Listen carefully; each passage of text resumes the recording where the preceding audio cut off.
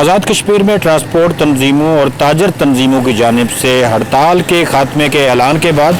آزاد Jammu Kashmir council assembly کے ممبران کیا کہتے ہیں، آئیے آپ کو انہی کی زبانی بتاتے ہیں۔ یہ بالکل آج میں نے آتے ہوئے گھر سے یہاں آتے ہوئے دیکھا، اسمبلی کی ہال میں آتے ہوئے دیکھا ایوان میں کہ راستے میں گاڑیاں بھی چل رہی ہیں، بازار بھی کھل گئے ہیں، دھمکیاں بھی دی جا رہی ہیں۔ کل بھی میں نے ایک تقریر سنی، ایک صاحب نے تقریر کی ہے۔ تو دوسری گزارش کرنا چاہتا ہوں کہ اس وقت اندر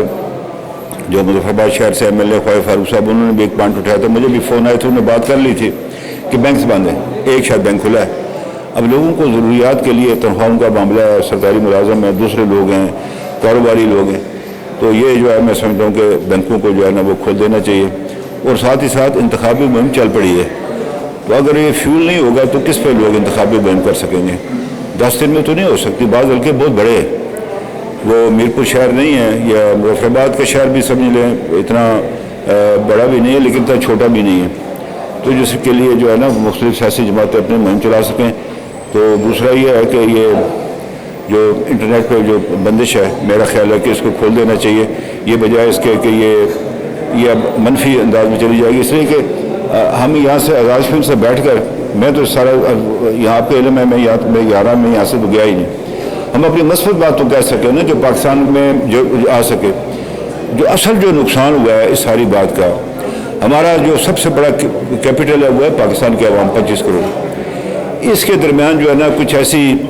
لکیر قائم کرنے کی کوشش کی گئی ہے جو بڑی افسوسناک ہے، تو وہ میرے لیے ایک مسئلہ ہے کہ اس کا تدارک کیسے کیا جا سکے۔ میرے نزدیک حکومتیں بنے نہ بنے، ہماری حکومت آئے نہ آئے، مجھے اس سے کوئی فرق نہیں ہے، لیکن جو ہمارا جو پولیٹیکل جو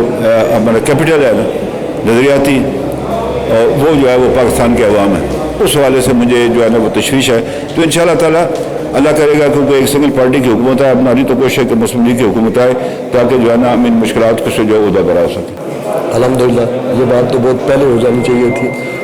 لیکن میں سمجھ رہا ہوں کہ آہستہ آہستہ آزاد کشمیر کے لوگ اس بات کو سمجھ رہے ہیں کہ جتنے بھی تنازع جات ہوتے ہیں، عوام کے مطالبہ جات ہوتے ہیں، وہ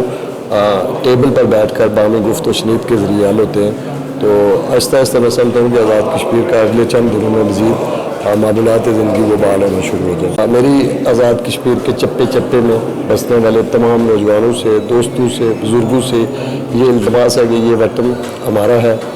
اس کو ہم نے ہی سنوارنا ہے، اور اس میں ہم نے امن اور بھائی چارے کو فروغ دینا ہے۔ عوامی اختلافات ہو سکتے ہیں، لوگوں کے مطالبات بھی ہو سکتے ہیں، لیکن ان کے لیے ایک مہذب طریقہ کار ہے۔ آج تو ٹریفک بھی چل رہی ہے اور دکانیں بھی کھل گئی ہیں، تو ایک اچھا ہے کہ زندگی معمول پہ آ جائے تاکہ انتخابی مہم جو ہے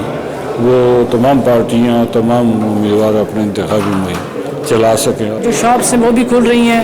اور ٹرانسپورٹ بھی رواں ہے، تو یہ بہت اچھی بات ہے، یہ ہونا چاہیے۔ عوام کو جو مشکلات ہیں،